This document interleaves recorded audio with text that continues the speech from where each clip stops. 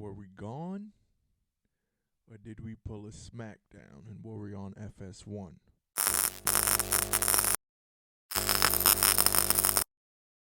Welcome back, everybody.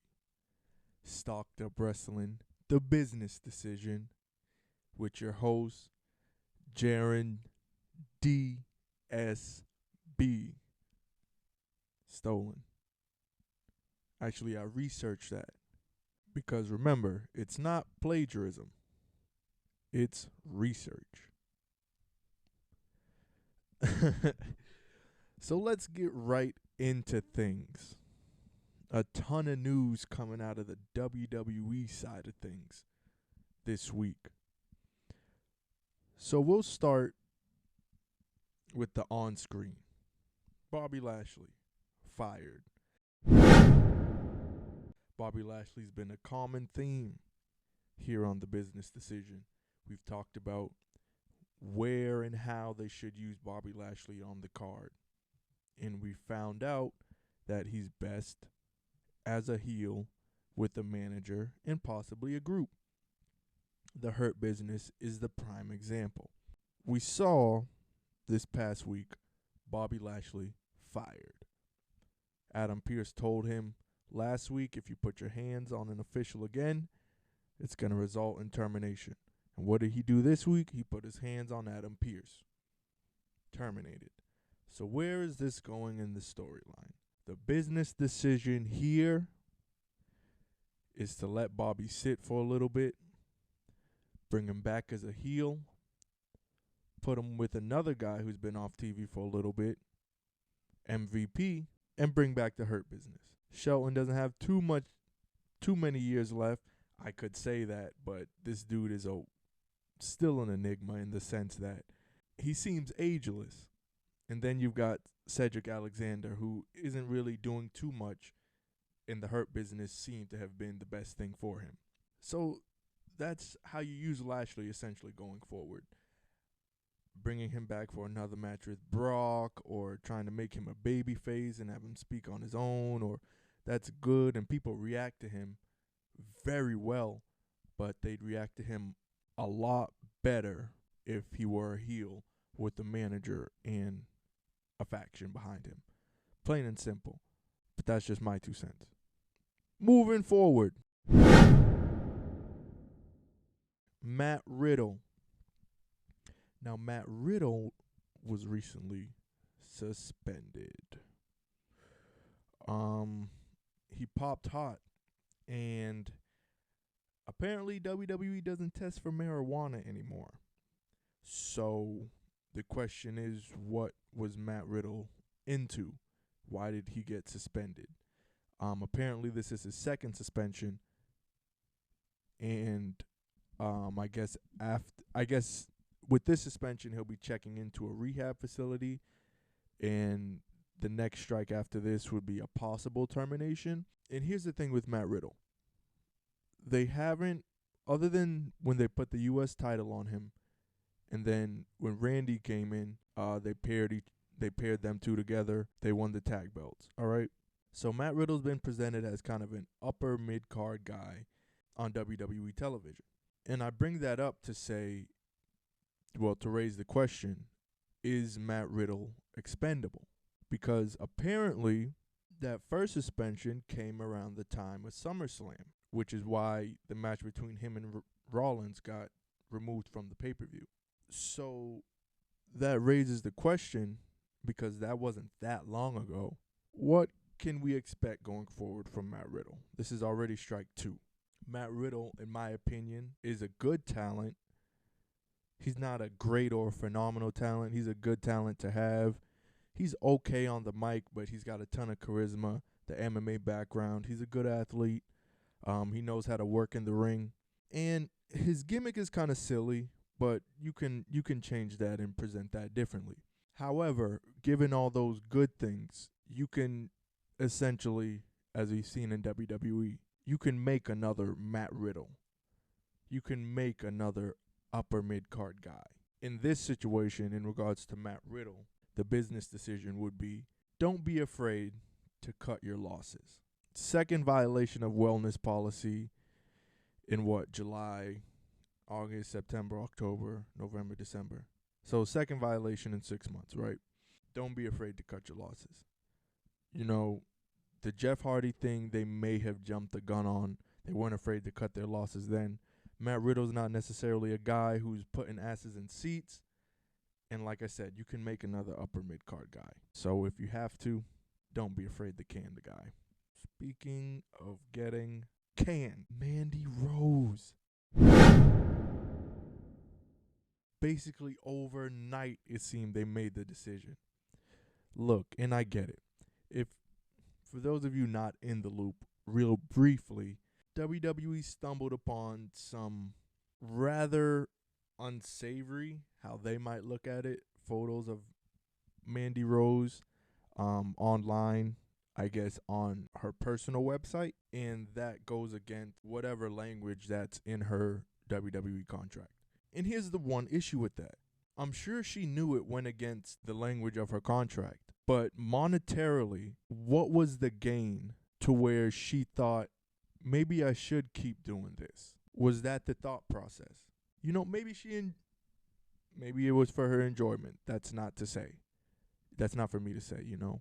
But with the third party deals and all that, does WWE have an issue overall with that, or just Mandy Rose's situation solely?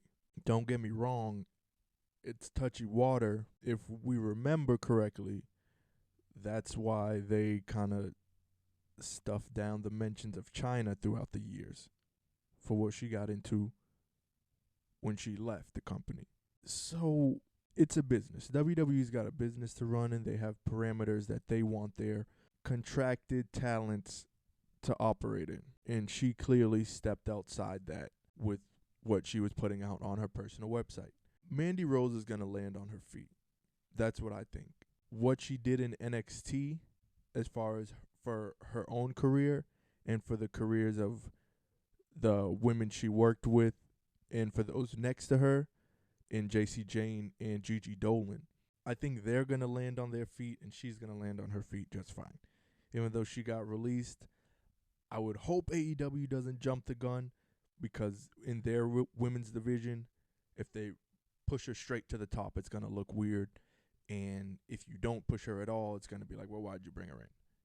She needs to go somewhere where she can once again shine like she did in NXT. I'm not sure where that might be. I'm not going to hope it's anywhere like Impact, but I just hope she does what's best for her career going forward, if it involves wrestling or not. So the business decision as far as it pertains to Mandy Rose being released, this goes to Mandy. Do what's best for you going forward. If whatever's going on your personal site is best and is bringing in the bread and makes you happy, by all means go for it. But if you want to further your career as a professional wrestler, you know, some companies might frown upon that. So that's waters that you'll have to navigate in furthering your career. Speaking of furthering careers, navigating those waters, let's talk about Sasha Banks. Well, not necessarily Sasha. I want to talk about Naomi. And I want to get her name back out there. Naomi. Because when she left Sasha, too many pronouns. When Sasha left, Naomi left with her. And the rumors and speculation seem to have always been around Sasha since the two left. But no one really speculated about Naomi. I believe she was spotted at a basketball game courtside with Jade Cargill a couple weeks ago. But outside of that, I don't think anyone is really thinking too hard, thinking twice about Naomi.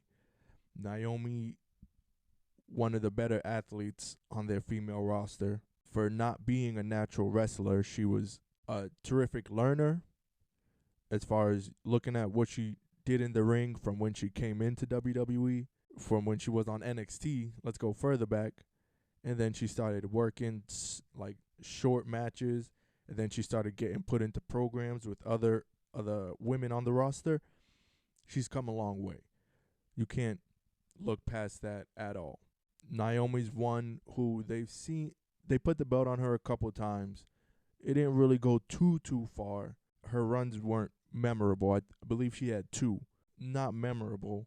And with the talent they have now on the roster, I think Naomi is someone who shouldn't be forgotten. She's someone who can still go out and have terrific matches, whether it be on Raw, SmackDown, NXT, or one of the monthly pay-per-views. So Naomi's someone who her name should still be circulated out there. I'm not sure what her contract situation is. I'm going to have to research that. Let's not forget about Naomi, please. Once again, she's a talent that they seem to have missed the mark on a couple times. And with the talent they have on the roster now, pairing them with Naomi, she can have some terrific matches. And she's got, it's from her athleticism, looking at that, she could have a few more good years left. So definitely get her in there. Continue to make magic with the women that you have on the roster, essentially. The business decision, bring Naomi back, period. And lastly, speaking of coming back, Vince McMahon. No chance. Or does he have a chance? Who knows? Still being a majority shareholder in WWE, Vince McMahon was forced to step down. Keeping those shares. Is he still a billionaire? Maybe not. Maybe. Who cares? He's still Vince McMahon. He's still the man who built all of this. Is it too far-fetched to think that he might actually reassume power in the WWE? I don't think Triple H and Stephanie would be too anxious to give him the power back. I think they've done enough and would like to do more to cement their own kind of path going forward back there. So I'm not sure how this is all going to play out, but damn, I'm interested. And I said it when he was going to step down. Him leaving with all those shares, being in the wrestling business for as long as he was, having all that money and now all the time on his hands, he's got to be back. He's got to be behind the scenes doing something. Linda can't be around, I would think. He's got to be doing something. And now people are saying that he kind of regrets stepping down because people around him are telling him now that the whole scandal would have blown over if he had just waited. That's what they're telling him. And he's like, damn, I might have jumped the gun. I might have overreacted. Well, how can I get back in the seat? That's where he's at right now. Trying to figure out how he can maneuver his way back into WWE and essentially run it until his final days, which is essentially what he intended to do before everything came out. The business decision here. Is Vince coming back really good for anyone? I mean, I don't know. It's probably not good for some of Triple H's guys, some of the guys who came off the indies, some of the Johnny Garganos of the world that are all over TV. Nothing against Johnny Gargano, but he's just that's just to say some of the Triple H guys, some of the indie guys, some of the guys that Vince wasn't going to use, now he's seeing them on TV and he's like, no? What is he doing? And that's where I think Vince is at. He's at home, having been in the wrestling business for 50 plus years. He's got all these shares. He's got all this money in a mansion by himself. And he's like, damn, I miss the business. And he's going to come back somehow, some way. Notice what I said. He's going to come back somehow, some way. The business decision here to WWE. Avoid Vince McMahon. That's all I got. I'm JarynDSB. This is the business decision. Remember to like, comment, subscribe, share, tell a friend to tell a friend to send this to their favorite wrestler somehow. You know? I'm pretty sure they've already seen it. I'm out of here. Peace.